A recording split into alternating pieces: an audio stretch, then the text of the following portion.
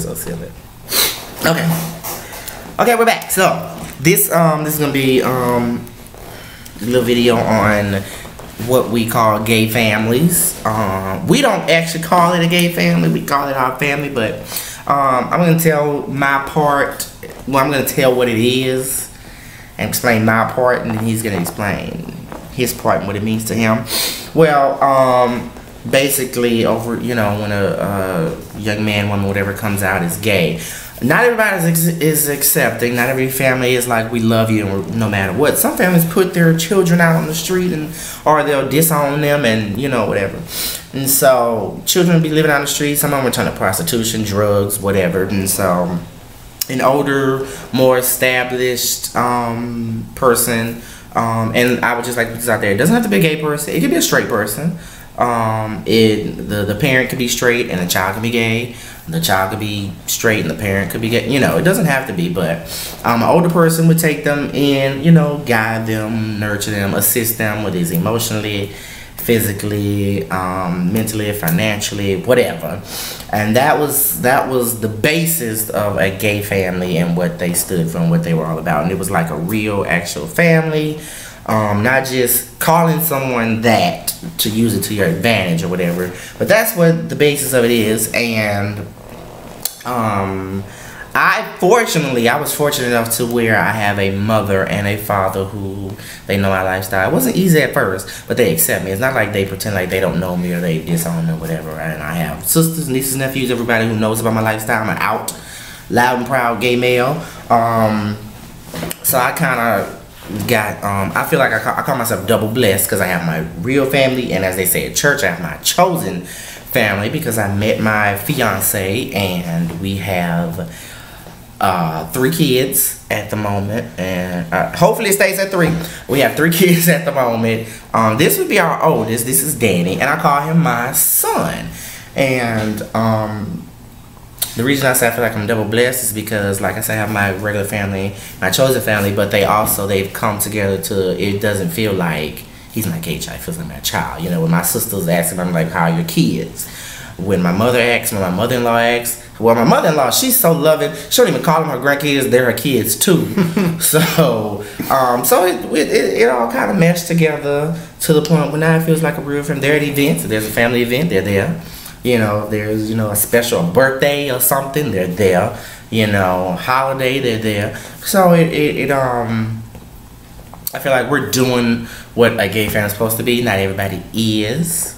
Not everybody, some people will say, this is my child, and your child be doing, the basis of it, you're supposed to help that child get better. If the child has their own house, car, money, whatever, and you're using them, you're not their parent, because what the fuck can you teach them? You cannot teach them about being independent if you're dependent on them. That makes no sense to me. Also, if it's your child, when I grew up, a mother or a father sleep with their child is called incest. So if someone is your child, why would you say, well, we're gonna have sex tonight, or whatever? I don't agree with that part.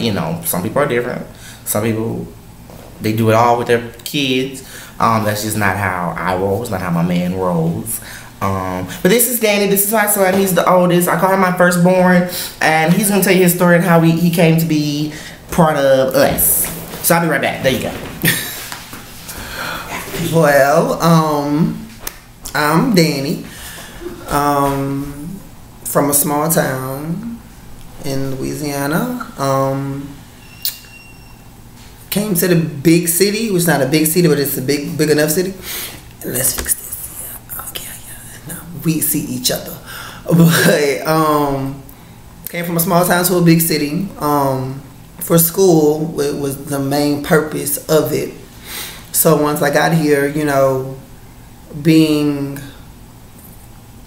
from a small town where there's a total of 500 to 1,000 people, towards the big city where there's more people, it's certain things that happen. And being young and naive, I'm gonna own it, young and naive, I wasn't ready for this big step. So once I became involved into the city gay life, because the country gay life and the city gay life is two different things.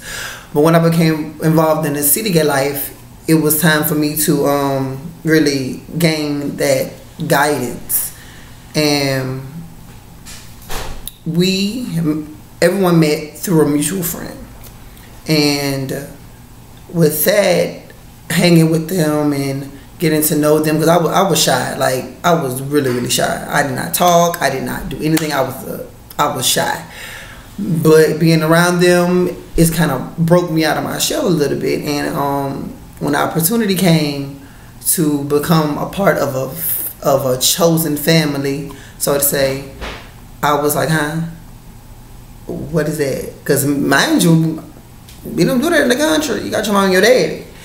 But I thought about, the concept, and I was like, that's exactly what I need at this point, because I'm here by myself. I'm not knowing the do's and the don'ts of the gay lifestyle, and this can be potentially great for me. So I took it and I became the firstborn.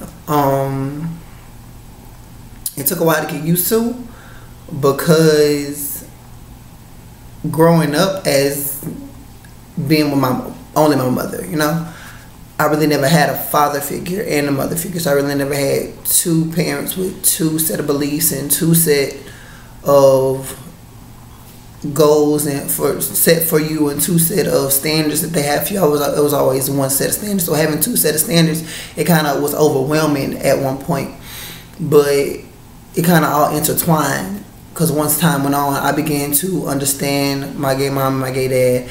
I began to understand myself more, and then they began to understand me more, and the guiding process started. I'm not gonna lie, I was a stubborn little hard-headed little boy. I was. I did some things, yeah. But they work with me. They, they stuck with me through everything, and having someone that's not going to give up on you is something that really, really, really, really helped.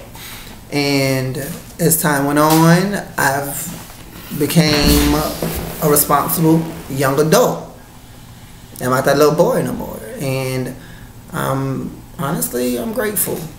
I'm grateful for it. And like, some families are not like ours. Like my mom said, like, we intertwine. My biological mother loves them with all her heart. She sees them, how my baby's doing. My grandparents, biological grandparents, and you know how them old people set in their ways.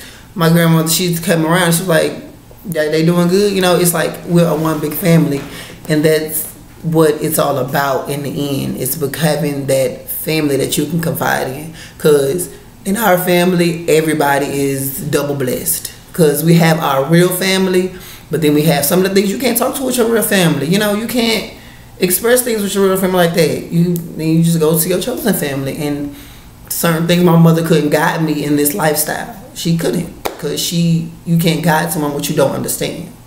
And everybody had their falling out, that coming out story. Everybody had it. And now we're one big happy family.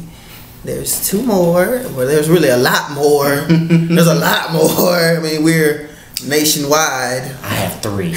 My man got a couple. We have a lot more. But like I say, if we were all here, you would think that we've known each other for like all our lives. Even though it's been a short period of time, and each child came into the family a different way. That's what makes it so special, because that means this was genuine. You was genuinely chosen. It's not, I want to choose you. It's like everyone chose each other. Mm-hmm. And we've had our tiffs, we've had our fights, we've had our fallouts. I mean, what a family don't. This is a real family. It's what some people fail to understand. This is a real family. And at the end of the day, we're going to be here no matter what. Everybody has their role that they play within the family. Like, every child has a role that they play to make one big happy movie. And that's what we are. We one big happy movie. We're like the gay Cosbys. I'm the queen bee though. Let's just put that out there. Let's just get that clear, whatever. But you know, that was his story, and the funny part is I know a lot of gay people, or I said that wrong. I know a lot of people his age, not just gay people, that could probably relate to him, especially on the part where he said, you know, he some stuff he can't go to his real family. You know, there's some stuff he can't go to us about. That's when you have your siblings and your friends and stuff for. But the reason we made this is just to because sometimes people don't understand. Some people seem to think it's just you know, a bunch of gay people, a bunch of friends, they all sleeping with each other, they're all having sex with each other, they're all doing blah blah blah. And people assume that we're all sleeping with each other. One, because we're always together, or two, because we you know, some of us live together or whatever. The only person I'm sleeping with is the man I'm engaged to. This is our child. He has a separate room he sleeps in. We're not walking around naked in front of each other, doing anything inappropriate. Same thing with if one of our other kids comes and stays over, you know, it's a family unit. And not just us. I mean, I have 5 sisters biologically. I have a gay brother who he's got kids. I call them my nephews. Like it's a real family, to the point where, you know, my mom even loves my brother, you know. So it's like it's weird to probably the outside world, but to us it's just natural. To us it kind of happened.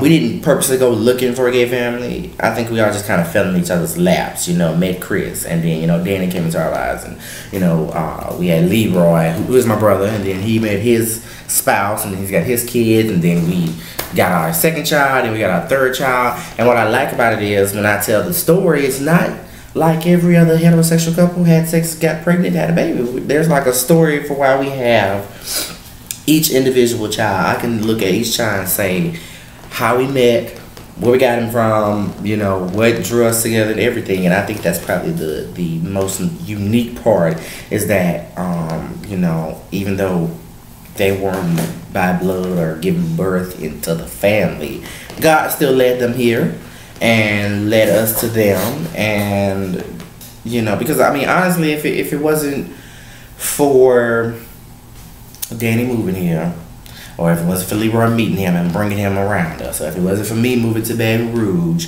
or if it wasn't for the Navy sending my man here to Baton Rouge, like none of this, if it wasn't for all this stuff happening, none of this stuff, like this whole family wouldn't exist, you know. My man, he didn't want to come here. He didn't know what was in Baton Rouge, and Navy sent him here. Once me and my past ex, once we broke up, I was thinking about moving out of Baton Rouge back to my hometown, but I stayed, you know. Danny thought he was here alone, like he came here for school, you know. And so, I mean, each person, even though they may have made a choice that they didn't agree with, or maybe they're like, I don't want to be here, eventually found out why God placed us in certain parts. And I think that's probably my favorite part about how our family came together, is that I don't think anybody actually looked for each other. We just kind of ran into each other, and we just decided we fit.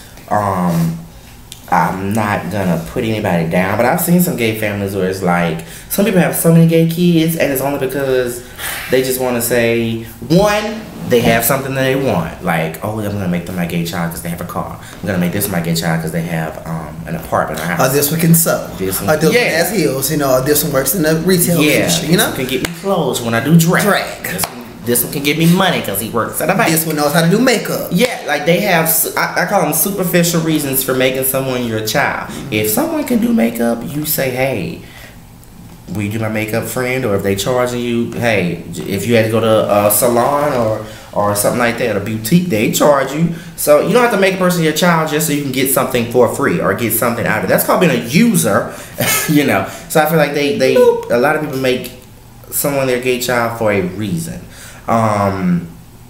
Also, one thing is people tend to think because we carry ourselves with an air of dignity that our family, our gay family, is stuck up and think they're better than everybody and arrogant and big-headed and dumb. First of all, I don't look down on anybody unless they putting themselves down. Meaning, if you want to act like a dumb hoe, I'm going to treat you like a dumb hoe. If you want to act like you got some sense, I'm going to treat you like you got some sense. I'm not gonna be fake with you because we see each other in a gay club. First of all, because I speak to you in the club, we're not friends. Because I speak to you in the club, we're not besties. We don't know each other. I don't know your personal business. You don't know mine. You will never. I speak to you in a club. We're cordial. That's what the housewives like to say. We're cordial, and that's the state of our relationship. A lot of people, I've been told this. Oh, y'all really cool. I thought y'all was stuck up.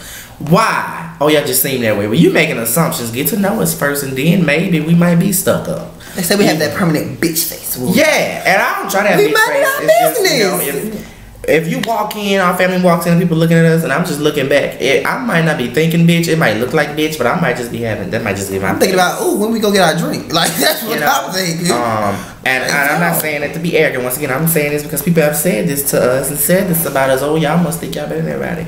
You must think we better than you, because I didn't say that. That must be what you getting. I didn't say I was better than you. But if you feel that way, most likely I am. So if the shoe fits, wear it. Thank you. 9.5. So I mean, that's why we made this video, just trying to educate some people, because even some of my friends, they was like, oh, I never knew that about you. Like people thought, you and Dan and Zay, just friends and you just hang out and so one of my friends, when I explained it to her, she was like, I would more love to know more about it. So this was just, I know she watches all the time. She's my first subscriber, so I know she's watching. So I kind of explained this for her. Hey Cynthia. And so that's what this video was about. So next time tomorrow be Loving Hip Hop. It comes on. I'm ready for the Housewives. Well, I'm over Portia because once again, I said this on other video. I just gotta throw this in there every video. Portia's dumb. But that's it, and we will see you guys later. Bye bye.